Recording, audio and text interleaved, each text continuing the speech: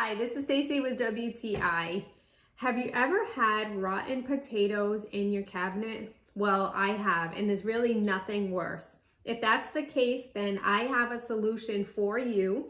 It's this two-tiered bamboo organizer from altCooking Hub. The material of it, as I mentioned, is completely made of bamboo. All you have to do is put it together, and it has carrying handles on each of the trays. So if you want to use them separate, you don't have to use the side brackets that it came with. However, I like having them tall because then I have plenty of room every time I have extra potatoes in the house. It stores everything really nicely, and this is pretty enough that you could put it on a counter space or store it in the cabinet like I do. You can also stack the top tray into the bottom one thanks to the slats that are on the bottom one.